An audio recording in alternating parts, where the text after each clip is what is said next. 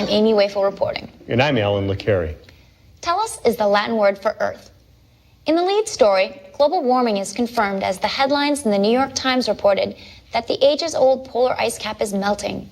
It is now predicted by many scientists that the Earth is in the midst of a mass extinction due to rapid global climate changes.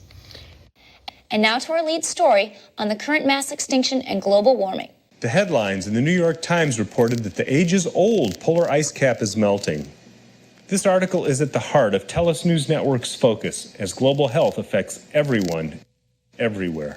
The thick ice that has for ages covered the Arctic Ocean at the poles has turned to water, recent visitors there reported. An ice-free patch of ocean about a mile wide has opened at the very top of the world, something that has presumably never before been seen by humans, and is more evidence that global warming may be real and already affecting climate. If you can see changes in the ice cover, they can be suggestive of changes in the rest of the climate system. The last time scientists can be certain the pole was awash in water was more than 50 million years ago. Over the last century, the average surface temperature of the globe has risen about 1 degree Fahrenheit, and the rate of warming has accelerated in the last quarter century.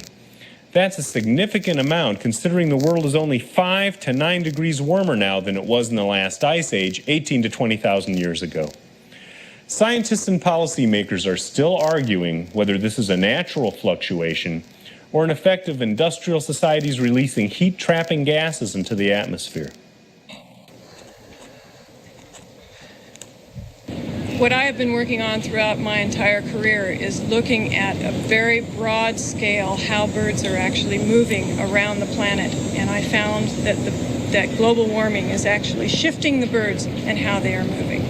The general public can be very confused about whether global warming is occurring or not because the media has made it fairly controversial. The point is that global warming is indeed occurring because we can tell by looking at the thermometers that are placed around the world. And indeed, those thermometers are telling us that it has increased by about 1.5 degrees Fahrenheit over the last 100 years. So we know that the globe is warming. What the real debate is are people actually causing that warming to occur? But regardless of whether the people are causing it or not, there is warming going on, and that is affecting our ecology. We are having different organisms are shifting around and moving in response to this warming. The Eocene was the geological period when the world's climate grew significantly warmer, around 55 million years ago. According to sedimentary and fossil evidence, tropical vegetation spread inside the Arctic and Antarctic circles. Water and jungles dominated the polar environments, and in a generally warm world, mammals for the first time grew in number, size, and diversity. The issue of concern here is how rapid the world is actually warming now. The world has warmed in the past by as much as we're talking about by this 1.5 degrees Fahrenheit, but it hasn't done it as quickly as it's doing it now. And animals just can't keep up with how fast it is moving. Over evolutionary time, they could. Over ecological time, which we're talking about as far as 100 years, they can't keep up with that. And then in addition, we also have fragmentation of habitat.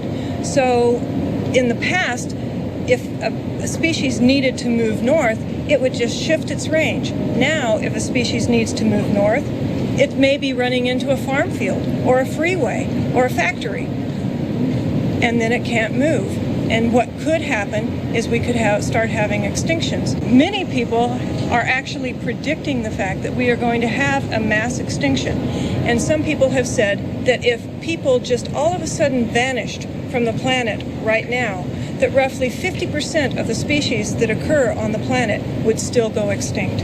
So we really are in the grips of a mass extinction, and there is more and more evidence that humans have actually caused the warming that is causing the extinctions. Scientists at the Goddard Institute for Space Science compared data from submarines in the 1950s and 60s with 90s observations, demonstrating that the ice cover over the entire Arctic basin has thinned by 45% Satellite images have revealed that the extent of coverage has significantly shrunk in recent years. In their models of climate patterns, scientists have long suggested the northern polar region would be affected earlier and more seriously than in the southern region. According to NASA climate models, the sunlight that is normally reflected off the polar ice cap is instead absorbed by the Arctic Ocean, causing even more warming and melting. They said the greater expanse of land in the northern hemisphere should respond more rapidly to temperature change, presumably leading to marked climate change. I have 30 years of data that are showing that the Sandhill Cranes are arriving